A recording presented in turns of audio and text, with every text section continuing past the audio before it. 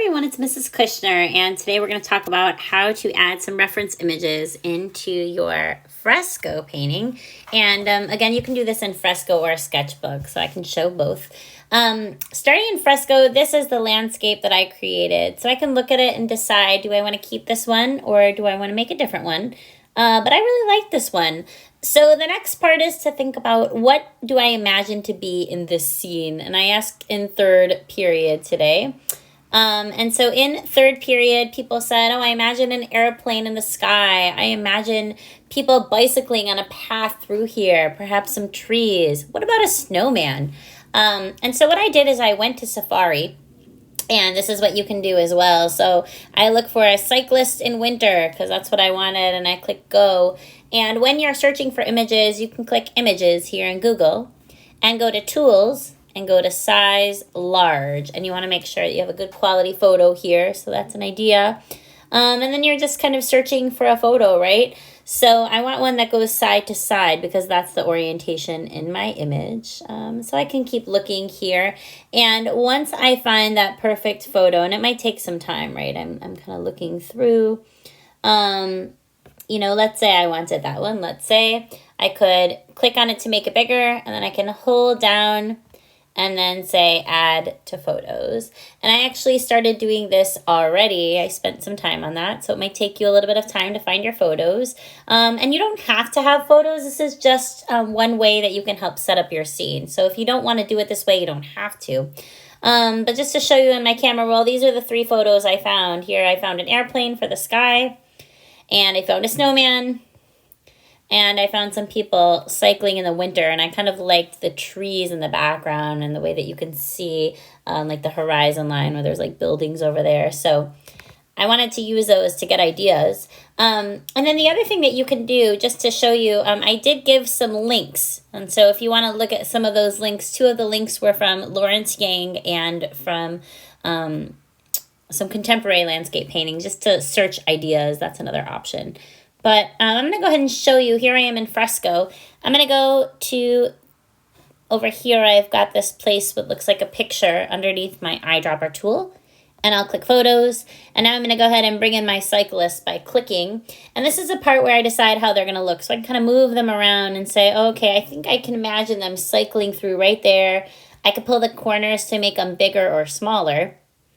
And I think they kind of fit right there. That actually fits right into my scene, right? So I'm going to go ahead and click done. And right now you can see I was actually doing a demo. I've got a bunch of different layers here, but you'll notice it made a new layer right here.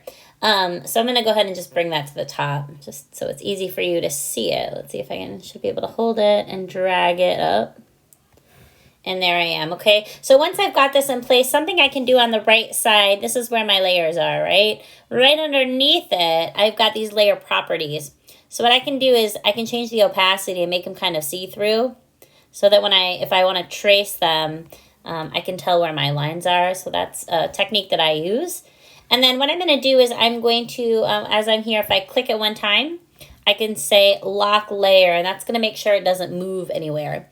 And now I can go ahead and go to this plus sign with the square around it right here. And that's going to make a brand new layer on top. And that's what I'm going to use to draw. So I can now go in, and if I want to draw the cyclist right here, I can. And so something that I kind of want to do to set up here, I like to use this eyedropper tool. The eyedropper tool is going to give you the color. So I can go ahead and use the eyedropper tool like right there.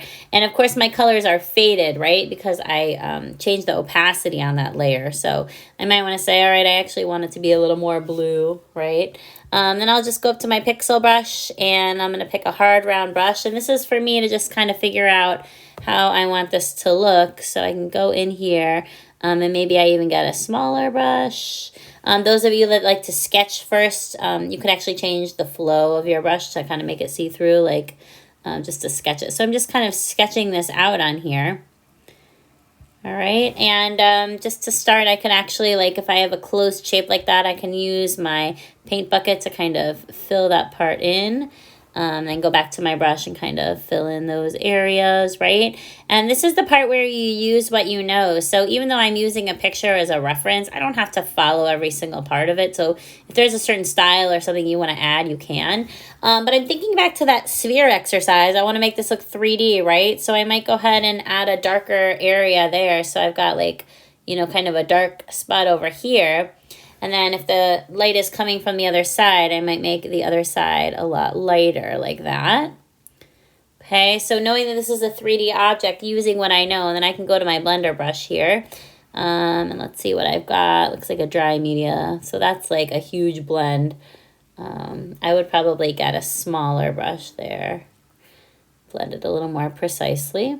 Have a little more control, right?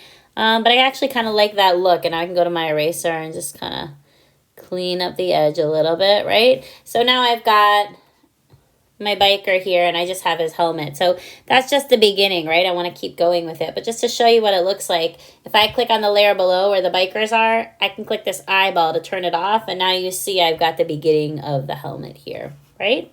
So I'm going to go ahead and turn it back on here using the eyeball, turn it back on, and then I can go back and keep working, right? So that's just one example of how you can work on this. And again, I can kind of set up my whole image that way.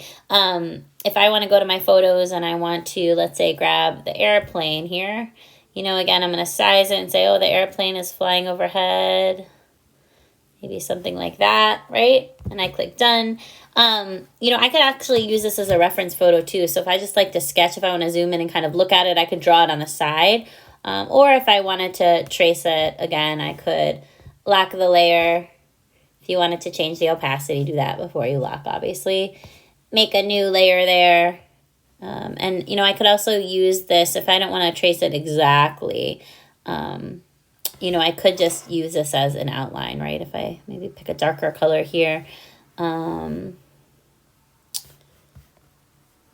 let's see. I want it to match, right? So I'm going to get like that gray area underneath maybe, that like darker area. And I could go ahead and just kind of give it a quick outline, right? So if I wanted to just get the shape of it and then go back and get the color later. But this just gives me a sense of where it is in the sky, right? So if I'm just trying to get like the shape of it. So that's just a helpful tool if you're saying like, I don't know what this is going to look like. How am I going to draw this in? And again, it doesn't have to be super realistic. If you want to take some liberties as a painter as you're going, that's fine too. Maybe I get some of the windows in there. Okay, and I could spend a lot more time on details and adding color and all that. But just so you can see, if I go to that layer below and I turn it off, now I've got like the shape of an airplane. So I can kind of see my scene starting to come together.